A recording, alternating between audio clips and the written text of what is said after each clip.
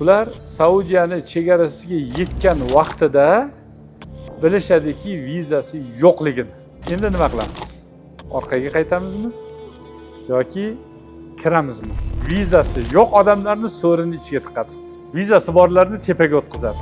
So'rini ichida o'tirib bu odamlar yo haj qilamizmi? Yo turmaga tushamizmi? Birovning chegarasini buzib ketadi. Yo orqaga qaytamiz. Uch ixtiyorni birida qo'rqib orqaga qaytay desa, qaytib olib qo'yadigan firma yo'q. Onam aytadi, qanaqa haj qilganimni bilmayman, xavotirda deydi. Xavotiri nima? Endi qanday qaytib chiqib ketaman degan xavotir. 40 kun deganda uyga kirib kelishdi. Odamlar u yoqda narxni talashib, eng ekonomni narxini tanlaydi.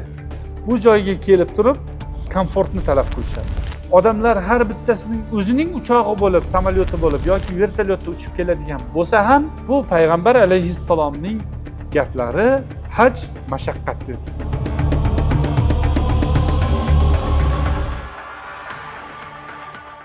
Yillar o'tishligi bilan, vaqt kelishligi bilan, ya'ni kundan kunga nima tezlashib ketyapti. Ma'lumot, informatsiya tezligi. Bugun Saudiyada bo'layotgan narsa 10-12 daqiqa ichida O'zbekistonda, Qozog'istonda, Qirg'izistonda e'lon qilinyapti. Yer yuzini qaysi burchagida nima bo'lsa, tez.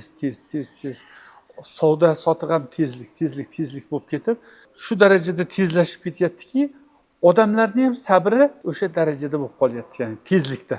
Modomiki ishimiz o'sha turizm bilan, haj umra bilan bog'liq bo'lgandan keyin ota-bobolarimizni kelganni, bu joylarga kelganni bir chekkaga surib qo'yaylik.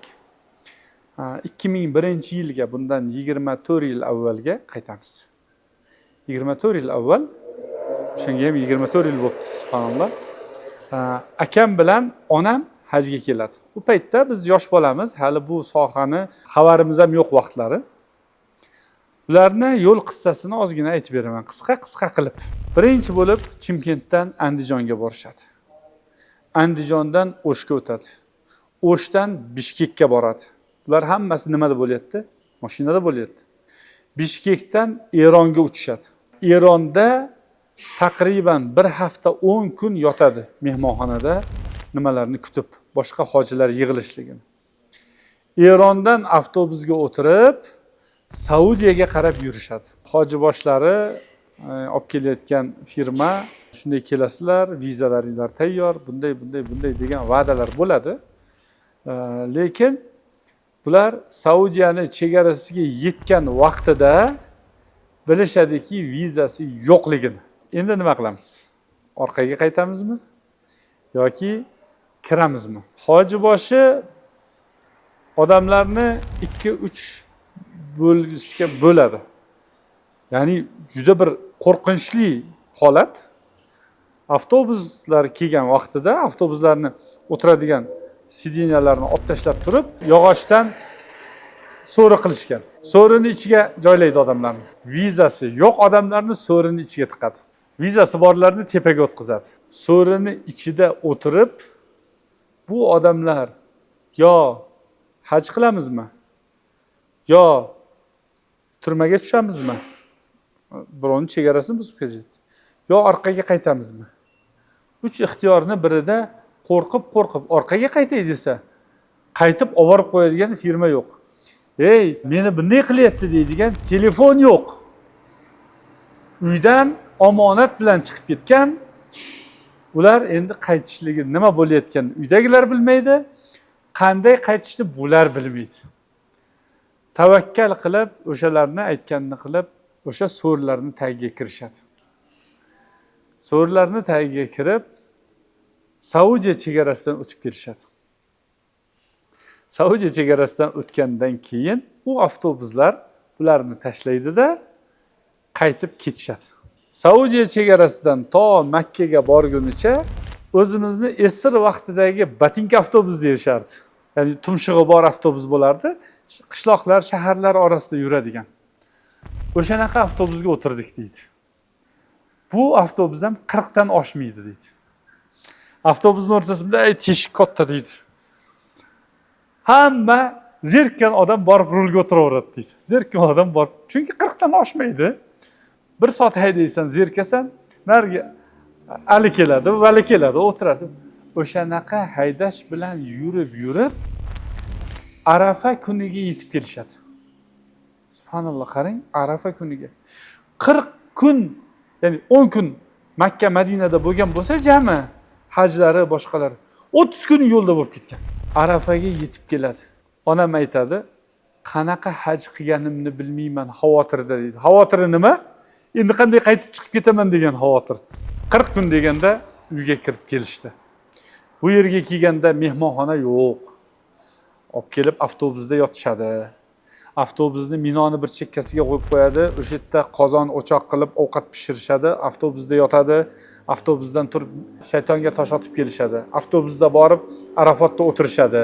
Issiq ovqat, faqat shu yerda pishirilgan ovqat, issiq choy, dush, u narsalarni odam unutishadi.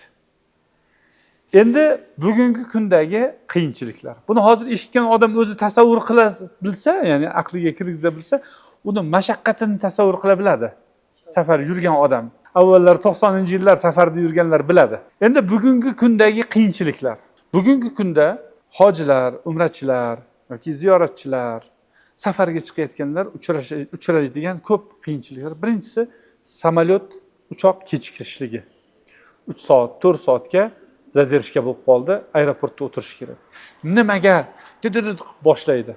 Hop. Birinchidan bu har xil sabab bo'ladi. Bu yoqdan kech chiqishligi bo'ladi, yetib bora olmasligi vaqtida. Ikkinchidan ob-havo sababli bo'ladi. Uchinchidan ba'zida samolyotdagi nosozlik bo'ladi.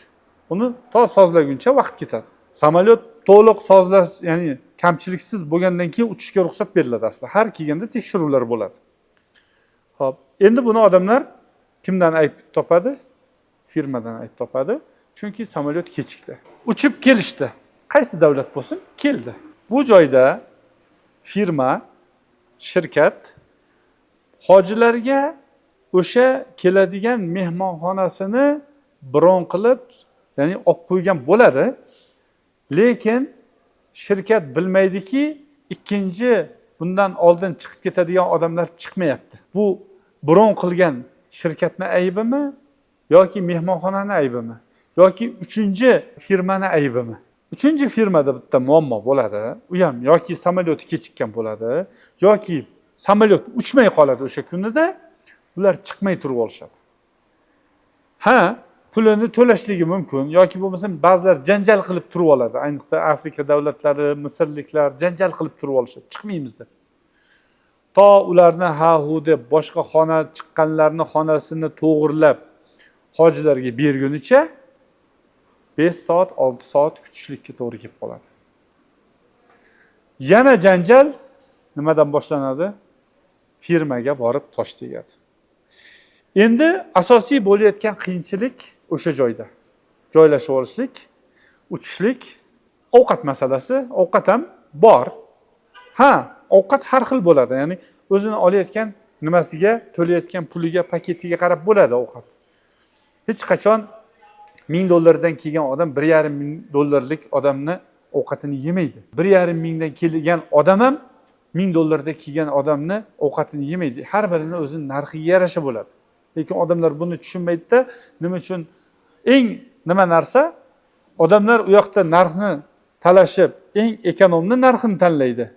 Bu joyga kelib turib, komfortni talab qilishadi. Yo'q, hamma narsa o'zining narxi bilan bo'ladi-da. Endi Payg'ambar alayhissalom nima dedi? Al-hajju mashaqqa. Haj mashaqqatdir dedi. Ya'ni bu safarga keladigan odam har qanaqa pulini tiksin, har qanaqa kuchini tiksin, mashaqqatini ko'rmasdan, mashaqqatini tatimasdan ketmaydi. Mashaqqat uni iymoniga, uni sabriga yarasha beriladi. Ya'ni bu dam olishmasda, bu diniy sayohatda bu. Ibodat. Sizni imtihondan o'tadigan vaqtingiz, Alloh taolo o'shaning sizni amalingizga qarab imtihondan o'tkazadi. 20 yil avvalgi mashaqqat bilan hozirgi mashaqqatni solishtirib ko'ring. Agar vaqt kelib odamlar shu darajada tezlashib ketib, ya'ni uchoqlar 1000 kilometr soatiga emas, 2000 kilometr soatiga uchadigan bo'lib, tezlashib ketib, odamlar har bittasining o'zining uchog'i bo'lib, samolyoti bo'lib yoki vertolyotda uchib keladigan bo'lsa ham o'sha mashaqqatga uchraydi. Chunki bu payg'ambar alayhissalomning gaplari va bu haqdir. Haj mashaqqat dedi. Ya'ni bundan odamlar tushunish kerakki, bu haqiqat, ya'ni bor narsa. U firmada kelsin, bu firmada kelsin. Men aytmayman firmalar hammasi avliyo deb turib. Yo'q, ulardan ham kamchilik o'tadi. Lekin ular tashlab qo'yishmayapti-yu, o'shani yechishga harakat qilyapti-yu. Mana bitta misol, kecha ertalab bo'lgan voqea, soat 7 da ertalabki nonushta 7 dan boshlanadi deyilgan. 7:10 da, ya'ni bizni nimamiz, shofyorimiz uxlab qoladi-da, narsalarni olib kelishda sal 7:10 da kirib keladi. 7 da tushganlar kelyapti, hozir mana yo'lda kelyapti, ozgina sabr qilinglar desa, butum portlaydi. Biz choy ichishimiz kerak. Xo'p, 10 minutdan keyin ichasiz shu choyni. Bugun shunaqa bo'lib qoldi, shofyorimiz uxlab qopti deganga, ya'ni nima? Bu narsalar hammasi yechiladigan masala. Dunyoda yechilmaydigan masalalar bor. Pul bilan ham, til bilan ham, tanish bilish bilan ham yechilmaydigan. Ana o'shanga portlasa bo'ladi. Bir odamlar bor, ko'rasiz, mushkulini ko'rasizda, ularni ko'rganingizda o'zingizning muammolaringiz nima bo'lib ketadi? Hech narsa bo'lmay qoladi. O'sha mehmonxonada yotganlar, shunday mehmonxonaning tashqarisiga chiqsin, haramning atrofiga borsin, masjidni yerda yotganlarni ko'radi. Ovqati 10 minut, 15 daqiqa kechikayotganlar tashqariga chiqsin, tilamchilik qilib yurib ovqat yetganlarni ko'rsin. Nimaga biz ibrat olishlik mana shunaqa vaqtlarda pastga qaramaymiz? Xudoga shukr, menda bor-ku shu narsa demaymizda, bunaqa deymiz. Har qanaqa ishda, ya'ni o'zimizniki dunyoviy ishlarimizda ham biz rejalashtirganday bo'lavermaydi-yu. Biz o'ylaganday bo'lavermaydi-yu. Xalqimizda bitta gap bor. Juda chiroyli gap. Sen qilasan 90, Robbing qiladi 90 deydi. Siz va biz rejani qo'yaveramiz. Lekin peshonamizdagi mashaqqatdan ortig'ini yoki kamini ko'rmaymiz. Hatto hajga, umraga bir guruhda kelgan odamlar ham, ya'ni har biri har xil mashaqqatga uchrashadi. Har biriniki o'ziga yarasha mashaqqati bo'ladi. Bu uning iymoni, uning sabri sinalishligiga bog'liq bo'ladi.